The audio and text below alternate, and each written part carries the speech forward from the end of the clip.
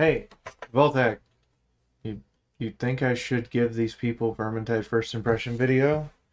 I mean, you're the only guardsman here with both shoulder pads and a helmet, much less the fact you get to stand in the light all the time. Unlike Frank over there who has to stand in the dark. Just saying, you're like the best one here. What's the secret? Which inquisitorial retinue person are you making extra happy? You don't gotta tell me how. I mean, if it's nose candy, it's one thing. If it's in the bed, it's not. Okay, fine. Yeah, I guess I'll do the video.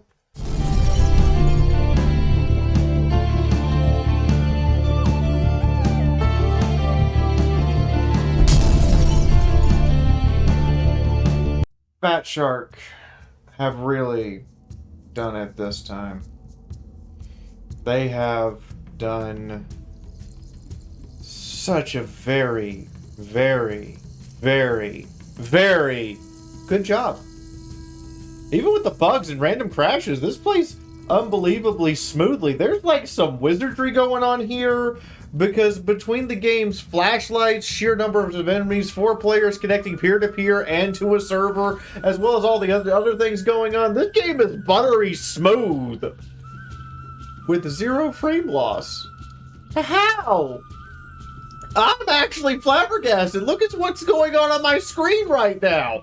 No FPS loss, no jittering, nothing. Even Vermintide 2 still had issues at launch and problems that took weeks to work out, yet here we have an absolute wizard of coding. This is like some lost tech shit. A proper fucking flashlight. I'm sorry, I can't get over how well the flashlight is actually done when you have the flashlight attachment on your gun instead of a bayonet. Look at this. Horror game makers, please take notes. Seriously, this flashlight actually works like a real flashlight. The guns are just fun. They're las weapon, ballistic, the plasma gun, the bolter is just like something else. You ain't even gotta hit the enemy. You just kind of shoot at the ground in their general vicinity and just watch the explosives. So, you know, and every weapon has a purpose. You find that ballistic guns do more damage and stun enemies better, but they have to be reloaded more often and you're going to be running out of ammo. Las weapons might lack the full auto setting, so you gotta click every shot or you gotta charge and fire, and might lack armor penetration except on those massive charge shots from the Hellbore. Mwah, mwah. This thing is sweet. Where was I? Oh, right. But they shoot more consistently directly on target. Like, there's not a lot of drift with them. They don't have recoil issues, which means you're not walking and hitting the ceiling or becoming an AA gun. They have more ammo per magazine as well, carry more ammo in general, usually consume 1 to 3 energy per shot depending on the weapon pattern. And then look at this scene. The tanks. Like, just look at it. These look like Lehman Russes, and they look like demolishers too. You know, these are siege variant Lehman Russes who are sitting here laying siege, and they're sending you in. I'm like, can I have the tank? Please? I seriously want a mission where you get to drive a tank. Melee weapons are also incredibly balanced. Using a shovel doesn't feel like using an axe, doesn't feel like using a knife, doesn't feel like using a sword, doesn't feel like using a power weapon, doesn't feel like using a hammer. All of them feel distinct and different. There's very little overlap. Just changing the pattern from Mark 5 to 6 or back to 4 alters how you use it. It can still be a Catachan sword, Australian-sized knife. They're not swords, they're Australian-sized knives. But just changing the mark number changes how it works and how you use it. I noticed this particularly with the Hellgun because I used a Mark II that had the spike bayonet, and it made the bayonet really easy and rapid fire to use. And then I used one with the knife bayonet, and you use it like an axe, which makes it slower, and you have and there's some issue with it, and I had some issue with it, so I went back to using the needle knife. But then we get into like how the different weapon combinations affect your feat. I'm so glad you can just change feats on the fly before a mission, because as you change your weapon loadout, you change your feats to match your new weapon loadout. It's really nice. You get that they refer to levels as trust levels, as in the Inquisition trusts you that little bit more. Which is a nice way to like prevent it from breaking out and make you feel like you're leveling up so much as you are earning trust, and it's a nice little immersion touch, as is the change from the closed beta to the pre-order play, where we are now getting to refer to things as toughness instead of faith. Makes more sense, especially when you play characters like mine who are completely faithless, obviously. The Ogre not only has a higher perspective, but a bigger hitbox. They have more HP, they have larger swing for their weapons, but every weapon they have is slow. It's cumbersome. It has to be reloaded more often. It doesn't carry tons and tons of ammo. Everything hits like a truck, though. But everything has the drawback of you swing hard, you have to follow through that swing. You can see how much slower the Ogrins are. And you're a really big target, and you're a friendly fire hindrance. And it becomes a skill issue also for like people playing guardsmen. They got to learn to shoot around you and around your movements, and individually you have to adapt mid-mission to work with your Ogren so that you don't, keep hitting him. Not that friendly fire is a thing until level 5, which level 5 is the max difficulty right now. The priest is just the zealot dude, priest, zealot, whatever you want to call them. They're perfectly suited for melee combat. They brawl and brawl for days. He's really good in a crowd. Don't expect the priest to stand up too well against particularly armored specialists, though. I find a lot of the times that when I'm playing, my priests get overconfident and then run into a mauler or an Ogren crusher and just falter immediately because they're used to their weapon like cleaving through 2 or 3 people, and then it hits this thing and bounces, and they're like, what do? And it's just something that happens, and they have to make adjustments to deal with the armored opponents. But also, the priest gets to, like, the most common combination I see is priest with flamethrower and either the 2-handed chainsword that's unique to him or a thunderhammer. And I'm like, I like these priests. I like these zealots. They do their job. But what I often see also is difficulty 1 to 3 zealots, pretty good. Difficulty 4 and 5 zealot kind of falls off because you need to start relying more on ranged firepower to really dictate the fight and open it up before you get into melee, and zealots will rush in and then get trounced. We're going to talk about the Psyker. The Psyker, I gotta say, makes the veteran and zealot feel a lot of the times like an underdog. The ability to specialize your Psyker powers for either dot damage, area of effect, mass explosions. Ginger, cue the head explosion montage. I'll wait. During this montage, this is a reminder, like the video, seriously, and drop a comment. For the algorithm. Go on, put that comment in. You want to. Every single one of you do this. Helps this channel grow, helps maintain this channel, and helps make sure these videos get out to people. You made it this far into the video, I'm just saying, you might want to subscribe to more Darktide stuff, or our Pokemon fun. Is that the last head exploding? Okay. The Psyker defect is what I would refer to as their endurance. He has limits, and exceeding those limits just straight up downs you. You need time to cool and vent, and learn to combat vent is essential for a Psyker to be able to have continuous use at higher difficulties. They just straight up have to learn there's a point where you need to make sure you're not pushing in too hard and gassing yourself before the actual main fight starts. Now, I am going to say, I played the veteran the majority of the time I've played so far. Because I'm going to be honest, I want Imperial Guardsman, the first-person shooter. If that's something you want, Darktide. Seriously. If you play a veteran, you're just playing Imperial Guard FPS. And it is exactly what that says on the tin. The Guardsman definitely has an emphasis on gun use and using his gun, and you even have guns that have melee attachments, so I've been through entire missions on difficulty 3+ and won the mission, and never once did I switch off my gun. Just firing away, and anytime I needed melee, bayonet, bayonet, bayonet, bayonet. Hey, Ginger, do we have a bayonet montage too? Bayonet, bayonet, bayonet, bayonet, bayonet, stab! Fun! Things that I am actually disappointed with. The shop and reward system, it's better than vermintide. It is so much better than vermintide. You are not punished as harshly for failure of a mission, and you are not, you still get enough reward that it makes it feel like, instead of a rage quit, it's more like a damn, alright, next mission. Instead of a rage quit like vermintide would be when you had a fail. It lacks the ability to acquire a specific type of weapon at any given time. Both every 12 hours the weapons change that are in the shop, and every time you level the weapons change that are in the shop.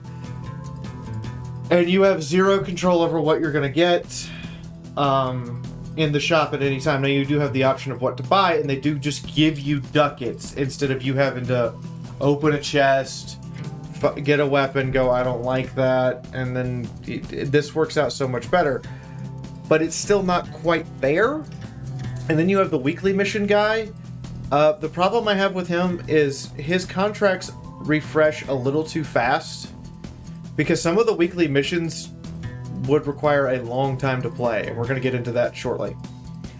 Because they change every day, and you're almost, unless you've been saving, you're basically guaranteed that every time that you spend something on a weapon, if you don't have enough to immediately buy another weapon or curio, you're probably going to miss something you wanted. That's almost guaranteed. And the other problem I have with him is that the option to specifically just ask for a ranged weapon, curio, or melee weapon, it's a random one. I can't ask for a random plasma gun. I can't ask for a random las weapon. I can't just say, I want a random X, and it give me the random X. It's buy a random weapon. And I'm like, we should be above this. I should be able to walk up and just straight up go, I need a shotgun. And I just get a random shotgun of a random tier class and everything, and I'm like, cool, shotgun. That might just be me, and I might be the only one who's rallying against that. The other big issue here with the reward system is cosmetics seem to be rewarded randomly instead of at level.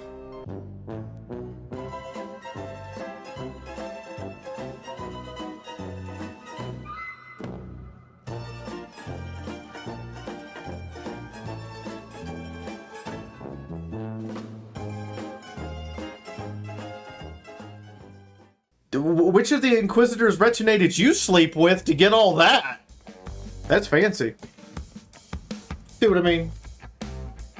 Now, I'm honestly upset about the Ogryn, because every single weapon for their class is unique to their class. I get it. Everything has to be Ogryn proof and lore, and that's fair. But there are some things that are ubiquitous, like knives and chainswords, that shouldn't just be Ogryn knife. It should be... everyone should have access to them. And meanwhile, veterans and zealots have to share a large pool of their weapons, and they have to share a large pool of their ranged weapons with psychers. It feels lazy compared to Vermintide, where every single weapon was specialized to one class. And so it annoys me that we had 5 classes in Vermintide, we have 4 in Darktide. So we had 5 in the old world, we only have 4 here, but in the old world, every class, every single weapon was specialized to that class. You had no overlap. And over here, 3 classes have to share the vast majority of their weapons. That annoys me. It feels lazy. And then the Ogryn actually gets the time and effort where every single weapon is unique. It also makes it difficult mid-mission to ascertain at times who is who and who's doing what, without directly stopping to look at the interface, because we're all using similar weapons. You see volleys of las fire or auto gunfire traveling down, and you're not sure whose focus is over there. And so you have to take a second to analyze the situation to figure out where your focus needs to go. Does that las fire... because I don't know if that's the guardsman's las fire, which is going to be superior because of their ability to the Zealot's last fire or the Psyker's last fire. The Guardsman is just going to have a better last fire because they can activate an ability that makes them just straight up do more damage with a las gun. And then you get into melee and you're like, okay, I don't know if that's a Guardsman with a shovel or that's a Zealot with a shovel, and I don't know if that's a Guardsman with an axe. Sorry, shovel's a bad example because all the shovel's unique to the Guardsman. I don't know if that's a Zealot with an axe or a Guardsman with an axe, because there's a difference. The Zealot can handle a Mauler if he's got an armor-piercing axe. The Guardsman might not. And I don't know if I should help or not, or if I should focus on what's next to me. So there's often this instance where I have to stop and look around at the interface to figure out who's who and who needs help and who's got the situation they're in under control, so I can help conserve our health pool for the rest of the mission. And I get that might also be a practice thing, but as of today and recording, I'm still having this problem, and I have 14 hours in the pre-order beta and another 18 hours in the closed beta for a total of 31 game hours. And I'm still having trouble immediately, indiscriminately IDing who is who and who can handle the situation they're in and who probably needs my assist. That's a problem. All of this said, the preview of Darktide has me real excited. The game is very well put together. I can cite that the mission variety is lacking. There's like 5 total missions, and 1 is a variant. You have assassinate the target, research the biological agents, collect ammunition from the enemy, restart the forge, and then the alternative, purge the forge.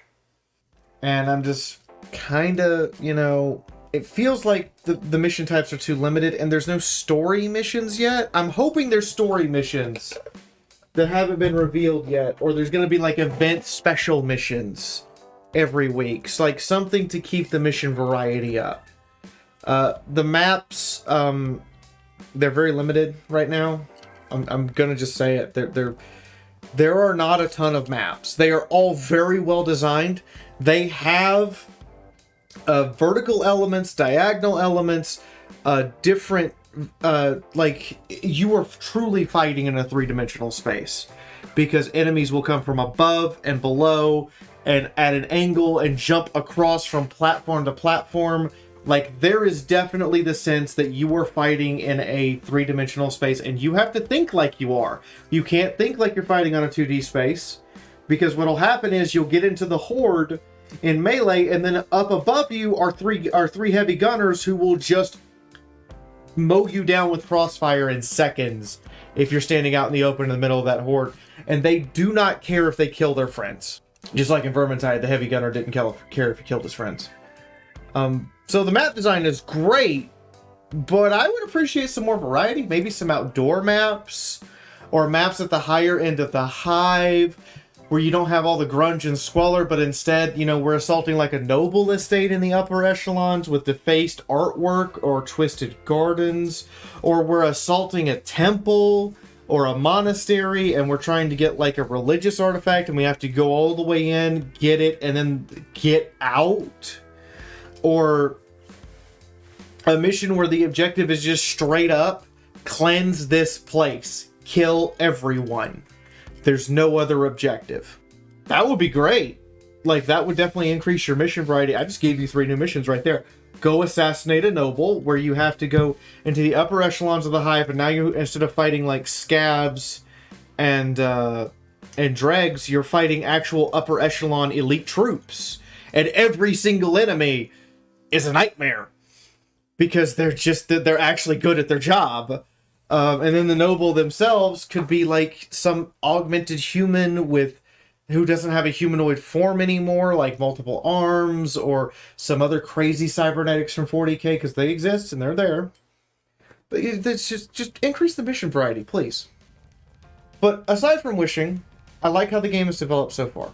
It is promising and shows a lot more promise than just being vermintide soaked in 40k juice, but being its truly own unique game. And it feels like if you wanted a better Left 4 Dead, this is it. The thing that Back 4 Blood promised, or that, you know, if you miss Left 4 Dead or you want Dying Light but with an emphasis on multiplayer, this is the thing. Ragers are like plague monks from Vermintide, but they're easier to pick out and notice and deal with, instead of being just suddenly you're hacking through a horde and then just suddenly plague monk. That happened all the time in Vermintide. Now you can easily go, there's a rager, there's 3 of them, focus fire. Trappers work better than smokers or the rat chief with their tongue neck grabbers, because while they hook you and drag you off, instead they trap you in place. Same thing with the Poxhound. It traps you in place, and you have to be rescued from the net, or the Poxhound has to be beaten off of you before the enemies around you murder you. Each special enemy really feels special, and the tactics you use to counter each one is different, and the tactics they use against you are different. There's not just this rush of enemies that are always trying to press you and attack you. A bombardier will throw a bomb and then run and get out of your line of sight. A sniper physically runs away from you if you get too close and he notices you. They make an effort so each of the enemies have different AI for the special enemy type, and that's appreciated. And it creates unique situations, as I described earlier, where you charge into the middle of a melee, and suddenly you get stunned by ragers, only to immediately be gunned down by 3 heavy gunners from up top. That actually happened to me. And I noticed how, like, falling back, getting to the evac point, works vastly differently than Vermintide. Instead of... and Left 4 Dead as well. Instead of every person just trying to get to the exit, it's a proper infantry tactical fallback. You turn, you dump your magazine. When your magazine is empty while you're reloading, you turn and you sprint for the exit as your friends finish their reloads, turn around, and pour on the fire to keep the enemy at bay. And you fall back, staggered, like proper infantry, falling back. Vermintide, the end always felt like a rushing retreat. You just scramble to get to the exit. That's what it felt like, and it sucked. More importantly, because of the pacing of the game, you don't run into the problem that Vermintide 1 and Warframe had, where it's rush, rush, rush, you're bad because you're not rushing. This isn't that. Every mission will take you between 30 to 50 minutes. This is not a game you can play in 10 minutes. The days of running ahead or leaving a player behind do not work for multiple reasons. Starting with how the enemy is in the game are always designed to be handled by 4 players. Multiple sections require multiple players working together to get through them. You have to stop, you have to build up and build points into levels where players must fortify and hold. The players have to stop and hold. At elevators, stairs, other things, players have to work together to complete objectives like moving coolant canisters or moving ammunition canisters. Players cannot 1v1 the boss, because the boss's shield regenerates faster than one player can tear it down if that player is of equal level. And at level 5, at the absolute high difficulty, 2 people must be focused on beating the boss down, or that shield will not drop. Further, because of how enemy spawns are slow you down, methodical wins the race here. Making sure the foes are dead, your flanks are protected, you're constantly moving through claustrophobic environments, in environments that have 3-dimensional spaces where enemies can come from below and above and immediately out of the walls. You have to work together and you have to stay together. If one person is slowed down, the rest of the party has to slow down for them. Because if they don't, as soon as that one person is picked off, the difficulty spike is obvious and immediate. And you are in a desperate race to get a rescue, because when one person goes down, it chains quick. Fatshark has done a good job in creating a winning game here. This is just my first impression, and I need to play all the classes more to do a proper review. This is not a review, this is a first impression. There are still random crashes. There are still instances that just seem to happen, or items like power cells and scriptures don't spawn, or enemy spawns are just plain unfair. Like, I saw a Beast of Nurgle suddenly have a huge horde of 5 Ragers inside of the horde with a trapper that was mixed in with the horde of Poxwalkers that just bum rushed us in the middle of a Beast of Nurgle that had swallowed one of our friends. Just unfair. We just died. There was nothing we could do. Because all this happened from a wall we had just secured before the fight started, and now the wall's not secure and enemies are pouring out of it. But the game has that as well. It's 40k, and it's just unfair sometimes.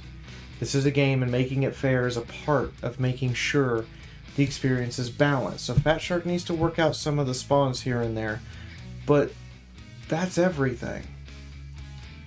I feel like I should tell you to sit on the fence and wait for a proper review. I want to see how this develops before you purchase the game. Now, if you've already purchased the game, we will be playing on Mondays. Where I'm not at a convention, we'll be doing 4-player co-op on Mondays. So, thank you for watching. These fine people made this possible. Want your name up here? Want to put a cameo in one of my books? Want to be able to have me make more videos? Patreon. Get with these people. $1 to get your name up here. $3 to get to see this video in advance. And so on. Go check it out, because honestly I need all the help I can get to stabilize the damages that I've had to deal with from COVID. You guys have heard some times where I've just paused the recording. I'm not sure if Ginger left those in or not, but I needed to breathe. Now, all of you, make sure you've hit the like button, and good night for now. A full review for this game will be out sometime during the Christmas season. And I am honestly requesting you wait to jump in on this train unless you are absolutely already certain. Because I want to see how this develops before I tell people, yes, jump in. Anyway, that's it. Have a good night.